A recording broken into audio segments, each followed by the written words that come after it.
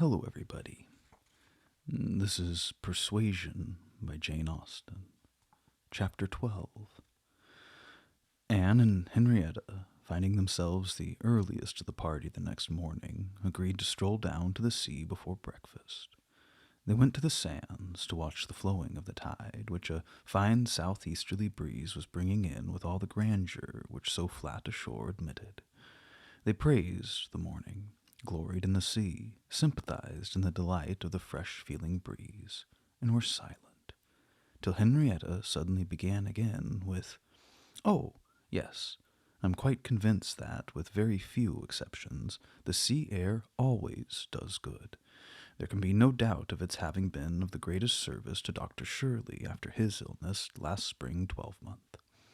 He declares himself that coming to Lyme for a month did him more good than all the medicine he took, and that being by the sea always makes him feel young again.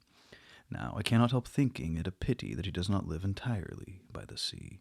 I do think he had better leave Uppercross entirely and fix at Lyme. Do not you, Anne? Do not you agree with me that it is the best thing he could do, both for himself and Mrs. Shirley? She has cousins here, you know, and many acquaintance which would make it cheerful for her, and I'm sure she'd be glad to get to a place where she could have medical attendance at hand in case of his having another seizure. Indeed, I think it quite melancholy to have such excellent people as Dr. and Mrs. Shirley, who have been doing good all their lives, wearing out their last days in a place like Uppercross, where, excepting our family, they seem shut out from all the world. I wish his friends would propose it to him. I really think they ought. And as to procuring a dispensation, there could be no difficulty at this time of life, with his character. My only doubt is whether anything could persuade him to leave his parish. He's so very strict and scrupulous in his notions. Over-scrupulous, I must say. Do not you think, Anne, it is being over-scrupulous? Do not you think it is quite a mistaken point of conscience when a clergyman sacrifices his health for the sake of duties, which may be just as well performed by another person? And at Lyme, too, only 17 miles off, he would be near enough to hear if people thought there was anything to complain of. Anne smiled more than once to herself during this speech, and entered into the subject as ready to do good by entering into the feelings of a young lady as of a young man, though here it was a good of a lower standard, for what could be offered but general acquiescence. She said all that was reasonable and proper on the business, felt the claims of Dr. Shirley to repose as she ought, saw how very desirable it was that he should have some active, respectable young man as a resident curate, and was even courteous enough to hint at the advantage of such resident curates being married. "I wish," said Henrietta, very well pleased with her companion, "I wish Lady Russell lived at Uppercross, and we were intimate with Dr. Shirley. I've always heard of Lady Russell as a woman of the greatest influence with everybody. I always look upon her as able to persuade a person to anything. I'm afraid of her, as I've told you before, quite afraid of her, because she's so very clever, but I respect her amazingly and wish we had such a neighbor at Uppercross." Anne was amused by Henrietta's manner of being grateful, and amused also that the course of events and the new interests of Henrietta's views should have placed her friend at all in favor with any of the Musgrove family. She had only time, however, for a general answer, and a wish of such another woman were at Uppercross, before all subjects suddenly ceased on seeing Louisa and Captain Wentworth towards them. They came also for a stroll till breakfast was likely to be ready, but Louisa, recollecting immediately afterwards that she had something to procure at a shop, invited them all to go back with her into the town. They were all at her disposal. When they came to the steps leading upwards from the beach, a gentleman, at the same moment preparing to come down, politely drew back and stopped to give them way. They ascended and passed him, and as they passed, Anne's face caught his eye, and he looked at her with a degree of earnest admiration, which she could not be insensible of. She was looking remarkably well, her very regular, very pretty features having the bloom and freshness of youth restored by the fine wind which had been blowing on her complexion, and by the animation of eye which it had also produced. It was evident that the gentleman, completely a gentleman in manner, admired her exceedingly. Captain Wentworth looked round at her instantly in a way which showed his noticing of it. He gave her a momentary glance, a glance of brightness which seemed to say, "That man is struck with you, and even I at this moment see something like Anne Elliot again." After attending Louisa through her business and loitering about a little longer, they returned to the inn, and Anne, in passing afterwards quickly from her own chamber to the dining-room, had nearly run against the very same gentleman as he came out of an adjoining apartment. She had before conjectured him to be a stranger like themselves, and determined that a well-looking groom he was strolling about near the two inns as they came back should be his servant. Both master and man being in mourning assisted the idea. It was now proved that he belonged to the same inn as themselves, and the second meeting, short as it was, also proved again by the gentleman's looks that he thought hers very lovely, and by the readiness and propriety of his apologies that he was a man of exceedingly good manners. He seemed about 30, and though not handsome, had an agreeable person. Anne felt that she should like to know who he was. They had nearly done breakfast when the sound of a carriage, almost the first they had heard since entering Lyme, drew half the party to the window. It was a gentleman's carriage, a curricle, but only coming round from the stable-yard to the front door. Somebody must be going away. It was driven by a servant in mourning. The word curricle made Charles Musgrove jump up, that he might compare it with his own. The servant in mourning roused Anne's curiosity, and the whole six were collected to look. By the time the owner of the curricle was to be seen issuing from the door amidst the bows and civilities of the household, and taking his seat to drive off. "Ah," cried Captain Wentworth instantly, with half a glance at Anne, "it's the very man we passed." The Miss Musgroves agreed to it, and having all kindly watched him as far up the hill as they could, they returned to the breakfast table. The waiter came into the room soon afterwards. "Pray," said Captain Wentworth immediately, "can you tell us the name of the gentleman who's just gone away?" "Yes, sir, a Mr. Elliot, a gentleman of large fortune, came in last night from Sidmouth. Dare say you heard the carriage, sir, while you were at dinner, and going on now for Crewkerne, in his way to Bath and London." Elliot! Many had looked on each other, and many had repeated the name, before all this had been got through, even by the smart rapidity of the waiter. "Bless me," cried Mary, "it must be our cousin. It must be our Mr. Elliot. It must indeed. Charles, Anne, must it not? In mourning, you see, just as our Mr. Elliot must be. How very extraordinary! In the very same inn with us. And must not it be our Mr. Elliot, my father's next heir? Pray, sir," turning to the waiter, "did not you hear, did not his servant say whether he belonged to the Kellynch family?" "No, ma'am, he did not mention no particular family, but he said his master was a very rich gentleman, and would be a baronet some day." "There, you see," cried Mary in an ecstasy, "just as I said, heir to Sir Walter Elliot. I was sure that would come about, if it was so. Depend upon it, that is a circumstance which his servants take care to publish wherever he goes." "But, Anne, only conceive how extraordinary. I wish I had looked at him more. I wish we had been aware in time who it was that he might have introduced to us. What a pity that we should not have been introduced to each other. Do you think he had the Elliot countenance? Oh, I hardly looked at him. I was looking at the horses, but I think he had something of the Elliot countenance. I wonder the arms did not strike me. Oh, the greatcoat was hanging over the panel and hid the arms. So it did, otherwise I'm sure I should have observed them, and the livery, too. If the servant had not been in mourning, one should have known him by the livery." "Putting all these extraordinary circumstances together," said Captain Wentworth, "we must consider it to be the arrangement of Providence that you should not be introduced to our cousin." When she could command Mary's attention, Anne quietly tried to convince her that their father and Mr. Elliot had not, for many years, been on such terms as to make the power of attempting an introduction at all desirable. At the same time, however, it was a secret gratification to herself to have seen her cousin, and to know that the future owner of Kellynch was undoubtedly a gentleman, and had an air of good sense. She would not, upon any account, mention her having met with him the second time.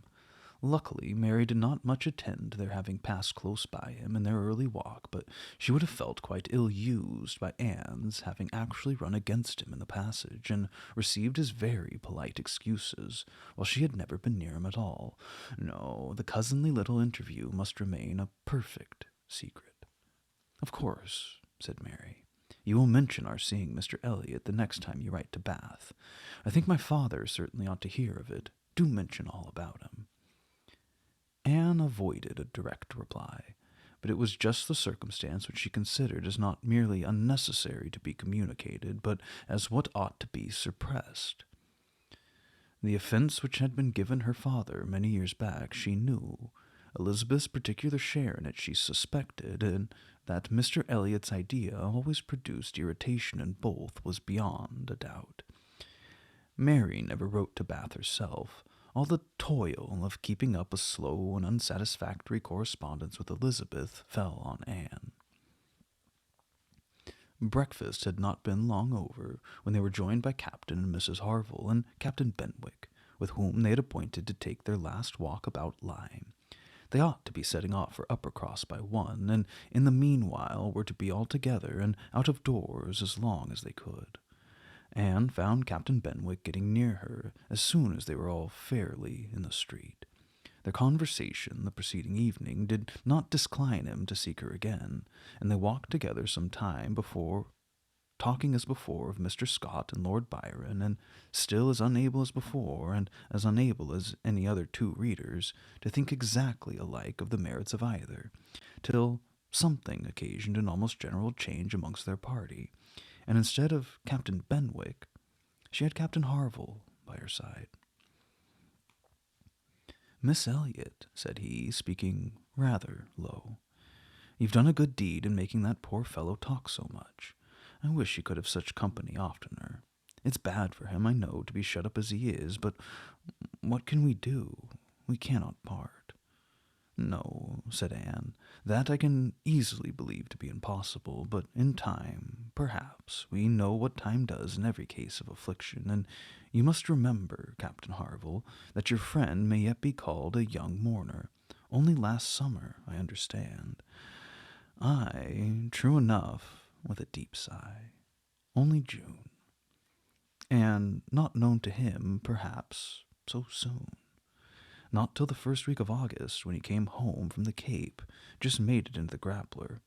I was at Plymouth, dreading to hear of him. He sent in letters, but the Grappler was under orders for Portsmouth. There the news must follow him, but who was to tell it? Not I. I would as soon have been run up to the yardarm. Nobody could do it but that good fellow," he pointed to Captain Wentworth. "The Laconia had come into Plymouth the week before. No danger of her being sent to sea again. He stood his chance for the rest, rode up for leave of absence, but without waiting the return, travelled night and day till he got to Portsmouth, rode off on the Grappler that instant, and never left the poor fellow for a week. That's what he did, and nobody else could have saved poor James. You may think, Miss Elliot, whether he is dear to us."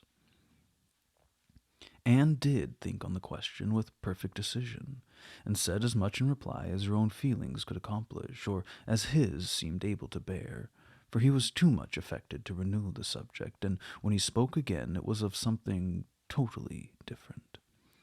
Mrs. Harville's giving it as her opinion that her husband would have quite walking enough by the time he reached home, determined the direction of all the party and what was to be their last walk. They would accompany them to their door, and then return and set off themselves.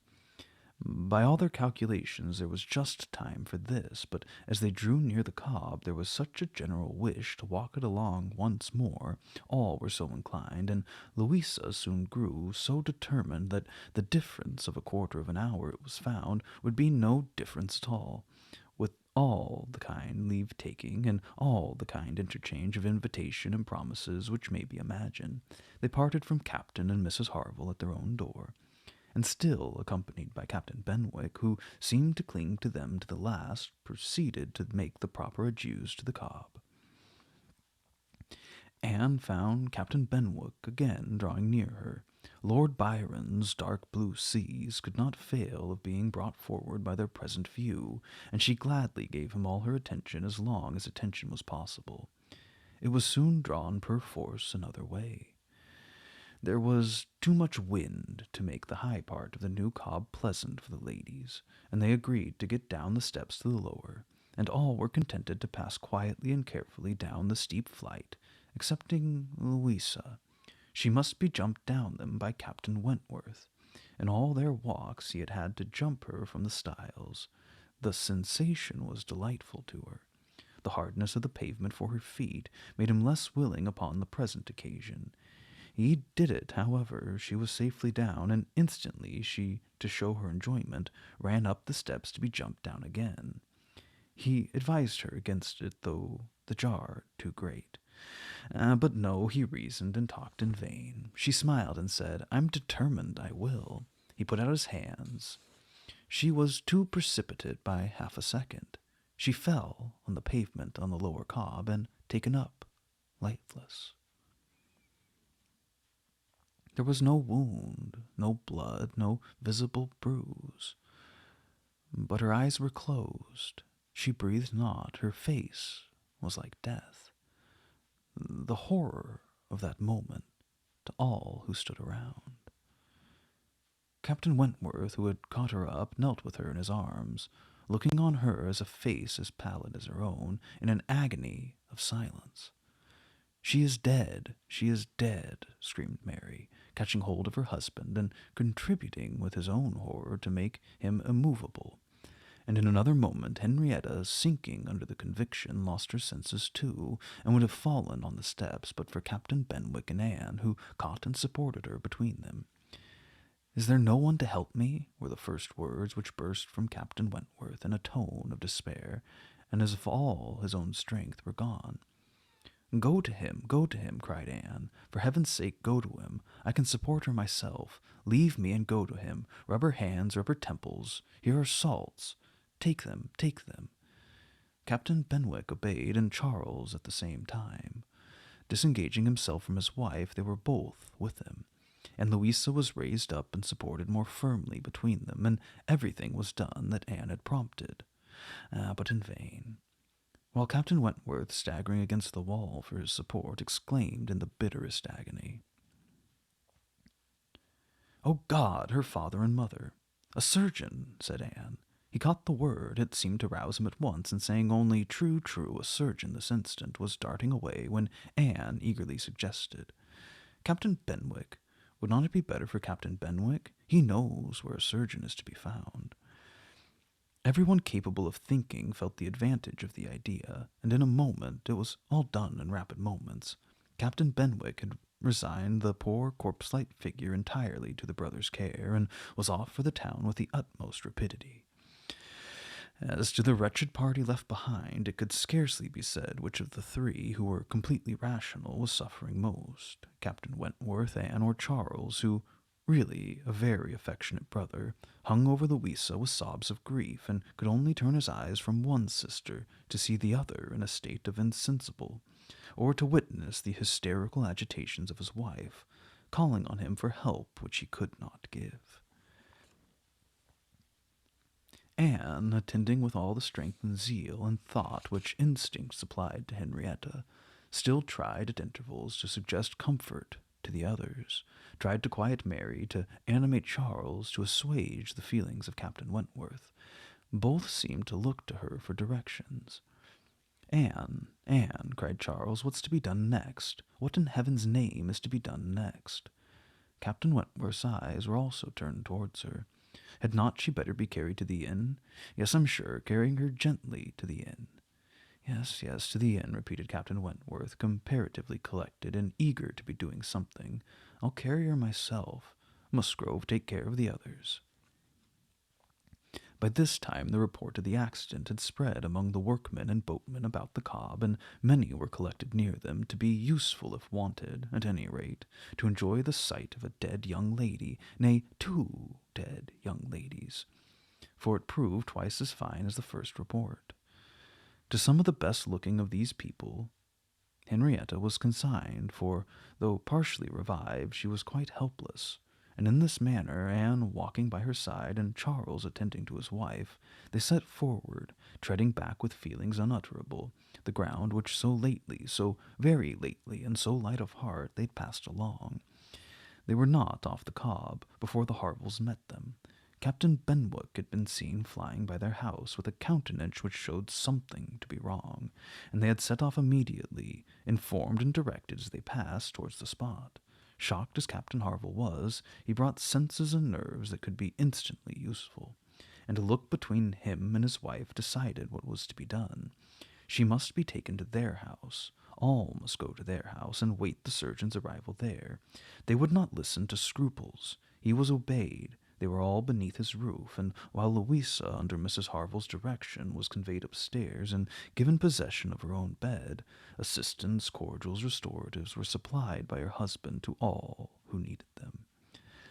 Louisa at once opened her eyes, but soon closed them again, without apparent consciousness. This had been proof of life, however, of service to her sister. And Henrietta, though perfectly incapable of being in the same room with Louisa, was kept, by the agitation of hope and fear, from a return of her own insensibility. Mary, too, was growing calmer. The surgeon was with them almost before it seemed possible. They were sick with horror while he examined, but he was not hopeless. The head had received a severe contusion, but he had seen greater injuries recovered from. He was by no means hopeless. He spoke cheerfully. That he did not regard it as a desperate case, that he did not say a few hours must end it, was at first felt, beyond the hope of most, and the ecstasy of such a reprieve, the rejoicing, deep and silent, after a few fervent ejaculations of gratitude to heaven had been offered, may be conceived. The tone, the look which said, "Thank God," was uttered by Captain Wentworth. Anne was sure could never be forgotten by her, nor the sight of him afterwards as he sat near a table, leaning over it with folded arms, and face concealed, as if overpowered by the various feelings of his soul, and trying by prayer and reflection to calm them. Louisa's limbs had escaped. There was no injury but to the head. It now became necessary for the party to consider what was best to be done as to their general situation. They were now able to speak to each other and consult. That Louisa must remain where she was, however distressing to her friends to be involving the Harvilles in such trouble, did not admit a doubt. Her removal was impossible. The Harvilles silenced all scruples, and, as much as they could, all gratitude. They had looked forward and arranged everything, before the others began to reflect. Captain Benwick must give up his room to them and get a bed elsewhere, and the whole was settled.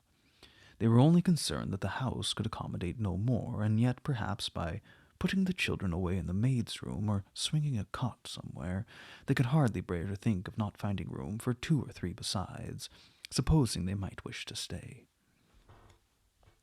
Though with regard to any attendance on Miss Musgrove, there need not be the least uneasiness in leaving her to Mrs. Harville's care entirely.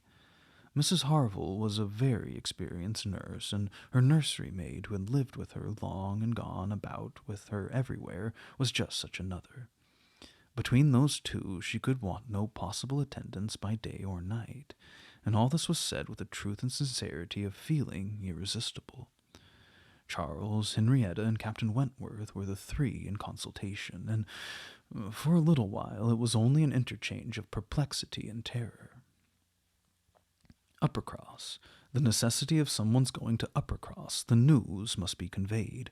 How it could be broken to Mr. and Mrs. Musgrove, the lateness of the morning, an hour already gone since they ought to have been off, the impossibility of being in tolerable time. At first they were capable of nothing more than the purpose than such exclamations, but after a while Captain Wentworth, exerting himself, said, "We must be decided, and without the loss of another minute. Every minute is valuable. Some must resolve on being off for Uppercross instantly.